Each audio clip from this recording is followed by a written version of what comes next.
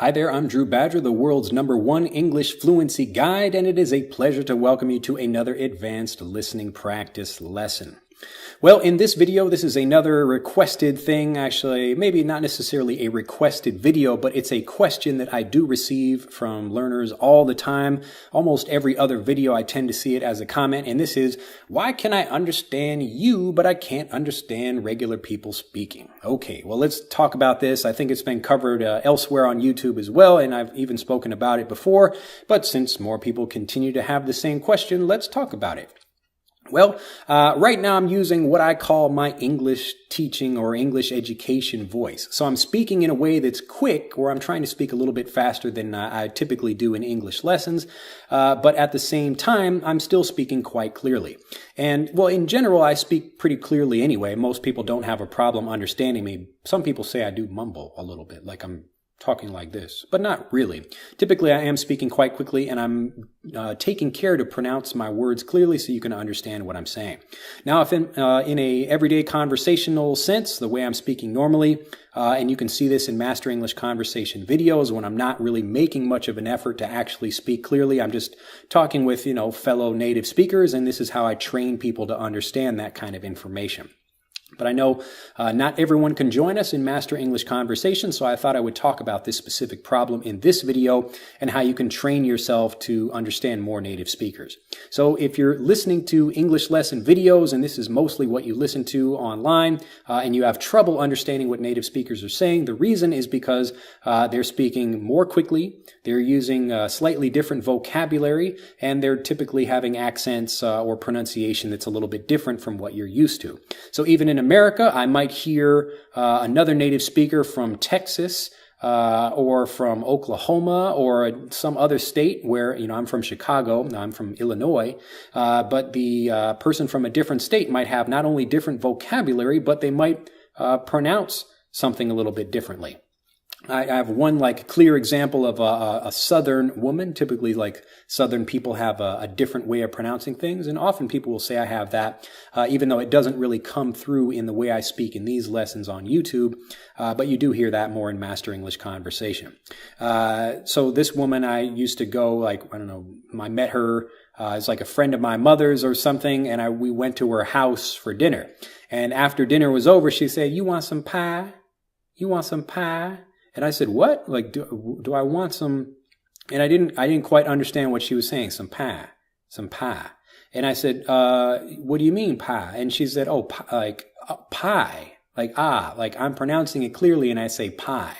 So yes, she was offering me some pie, and she didn't have a pie in front of me, so it was difficult for me to understand what she was saying.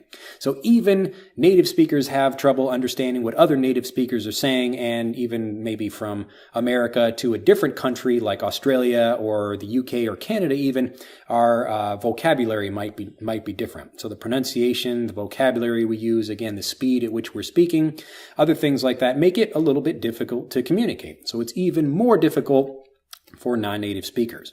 Now, what I do to help combat this problem, so to combat something, to fight against it, what I do in Master English Conversation, the typical thing you should be doing is listening to not only the same piece of information repeatedly, but you should be listening to that said or spoken by, in a natural way, many different people. So this is one technique for helping you train yourself for being able to develop better listening. So you're listening to the same information. You always have that anchor when you're learning something. So when people are trying to learn new information, especially learning new languages, typically they hate learning new languages because they're learning too many new things at the same time. Like my name is Drew and they don't know any English at all, and that sounds easy to me as a native speaker, but if you don't know what my or name or Drew or any of that means, and you don't know why it's in the order it's in, it's making you frustrated from the very beginning.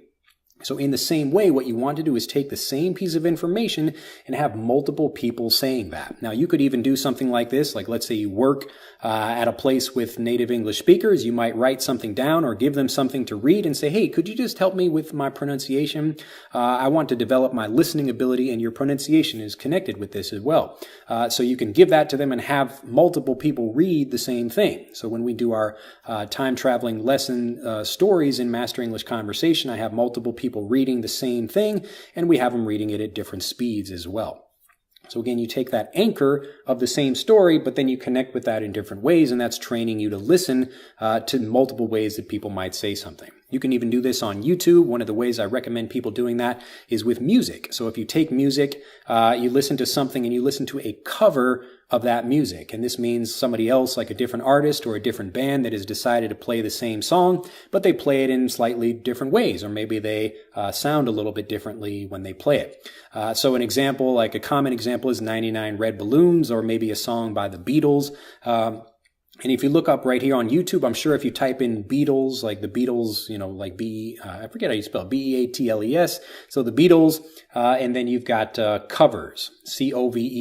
So if you're typing in that right here on searching for something on Google, or on YouTube, I should say, you will find multiple versions of people playing the same song. I think the soundtrack to I Am Sam, the movie I Am Sam, these are all Beatles covers, and you can listen to the way the Beatles are saying it. So maybe someone like, the Beatles are from Britain, so they have a British accent, but then you have like a singer like Rufus Wainwright, who's singing a different version of the same song, but he has like kind of a more nasally sound like this, the way he speaks or the way he sings.